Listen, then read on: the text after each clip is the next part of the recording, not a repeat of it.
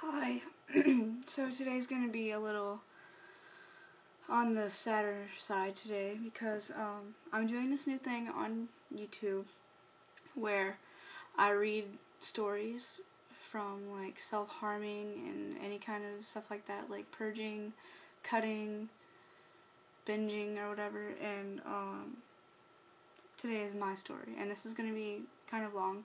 I typed it up so I'll have something to read. So I'll be like looking down the entire time. But yeah, thank you if you listen or whatever, because it would mean a lot to me. So actually I'm gonna put my phone over here. So bright. Alright, let me turn the light off, hold on.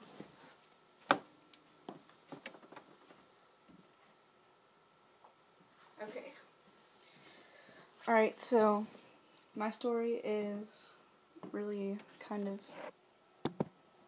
not cute at all. It's not your typical story, I guess. When I was in elementary school, I was bullied. Not the teasing kind for no reason bullying. I was a tomboy, as you can probably tell now. I still look like a boy. I dressed like boys and acted like boys do. I played video games instead of dressing up. Very seldom did I ever wear a dress, unless I had to go somewhere like church or something. I liked to climb trees barefooted, and I liked to play baseball. My hair was very long, but that didn't matter. I still looked like a boy. No one liked talking to me because I was very unapproachable. I was really tall for my age. I'm literally the same height as I've been since I was 10, which is 5'4". So I was a large 10-year-old. I liked guys, but they never liked me back. My best friend in elementary school was this girl, Sarah. She was just like me. We were soon inseparable. She and I befriended this guy, Dalton, who is still my friend, by the way. And we were the best friends anyone could ever have. I still got teased for looking like a boy, but it slowed down a bit because I was developing. And in middle school, the teasing continued. I looked like a skater chick, I guess, because my hair was flippy and long. But the teasing continued more because my nose is very large, as you can probably tell. Can you see how large my nose is? No, I hate it. I played clarinet, so that made it worse. People I didn't know called me Squidward, which isn't funny, please don't laugh. My stepdad joked about me being Squidward, but I knew he was joking, so it didn't really matter. Everyone else just wanted other people to notice my ugliness and wanted them to laugh. Soon enough, when 6th grade was almost over, I couldn't take the teasing anymore. I played basketball, and I got teased because I was the only white girl out of my African-American teammates. They never teased me because I was good at basketball, but everyone else did, which made no sense. They were teasing me about my race, and that doesn't make any sense whatsoever. I never knew about self-harm. I kind of learned about it myself. I picked up one of the steak knives in my kitchen and carved my arm. It didn't hurt at all. I didn't even bleed. I felt so much better. In 7th grade, this guy that I liked was trying to convince me to stop cutting, but I couldn't. It just made me feel so much better, and then this girl that was trying to pretend to be my friend stole him from me after I told her that I liked him. I was distraught. I started cutting my fingers and my hands.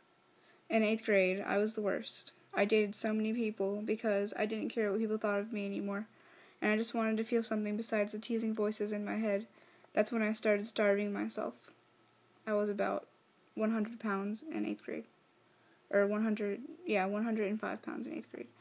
Because I was getting chubby. This one guy, though, in 8th grade, who still remains to this day my best friend and longest relationship ever, Kyle. He helped me want to stop cutting, and I fell for him. Not exactly in love, but I loved him a lot. He was the best. I didn't cut the entire 5 months we were together, and then we broke up for the dumbest reason. I can't even remember what that reason is anymore, honestly. But in 9th grade, this is really gross. This guy that I was dating stuck his hand down my pants after I repeatedly told him not to do that.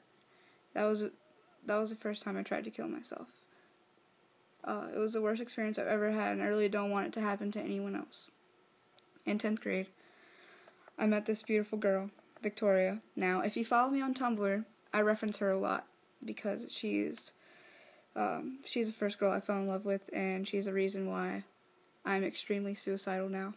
Well, not now, but was. We dated for 4 months, but we were great together. We laughed at everything, and we were completely in love. She stopped taking her antidepressants, and I stopped cutting completely. She made me so happy. One weekend, she couldn't talk to me. Her phone was cut off.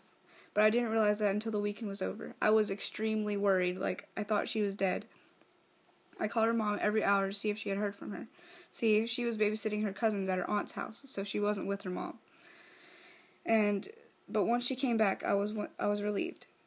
This is where our relationship took a turn for the worse. The next week, I ignored her for 30 minutes, so she could realize how much pain I was in. It was the biggest mistake of my entire life. The week after that was the last week of school, and I didn't have to go because I passed all of my exams. She texted me telling me that she thought she liked someone else. I didn't know how to respond. I tried to kill myself that night. I passed out in my bedroom at the door, with my scissors in my hand. I woke up to my friend calling me, seeing if I was alright, because I never answered her earlier. I told her what happened, and she tried to talk me out of killing myself. I wouldn't listen. The next day, I got my belly button pierced because it was something I wanted to do, and I wanted it for a long time. And I showed a picture to Victoria, and she said it was cute. The next day, she texts me and says that we need to break up. I'm completely calm during this entire conversation. She mentions that she kissed someone else over the weekend, and I said that was okay, that we could share her.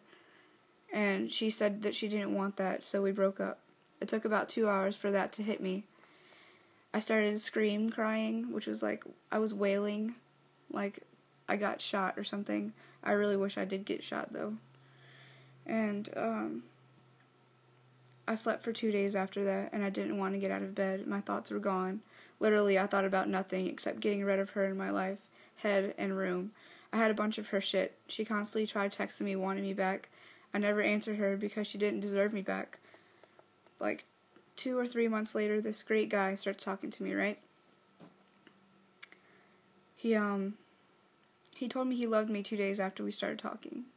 I obviously didn't say it back. I couldn't. I was in pain. He asked me to be his girlfriend after a month of talking to each other. He broke up with me 2 months later because he didn't want to date a suicidal girl, which made me more suicidal, so it's his fault too. My thoughts were exploding with hatred. I couldn't speak. I didn't want to. I only spoke when people directed me specifically. I cried myself to sleep every night. It was endless. Victoria wanted me to hang out with her, and around my birthday. It was in November, so really close to my birthday. And I said I did. I wanted to. I couldn't really think of anything to say. I couldn't say no. She kissed me, and it was like I fell in love all over again. It hurt me so bad I couldn't handle it. I left. I didn't want anything to do with her, and then it happened again in January of 2011. She told me her resolution was to get me back no matter what. I'm not with her. She didn't try hard enough. I tried staying single, but it didn't work. I was still getting teased because of my looks. I had long black hair. I always wore black eyeliner and black clothes. I was called goth many times, and people called me a freak, and always told me that I looked ugly with all these piercings. I dated a couple more people, but it wasn't the same. Once I thought I was over Victoria, I wasn't. More people got hurt because of me. Relationships are exactly my forte. I always mess them up no matter what I tried to do. The relationship I was in before this one, with Brooke, was just two messed up kids who needed attention. We both went our separate ways because we needed someone stronger than us. I got my wish. Brooke Sally Kidwell. She's my girlfriend right now. We'll be dating 2 months on Tuesday. She's so amazing. I love her. I haven't cut my arms in 2 months. My legs in a week. I broke my recovery slightly, but it wasn't bad. Just a few scratches. I promised my best friend Erin and Brooke that I wouldn't cut anymore because I don't want some small object to have control over me.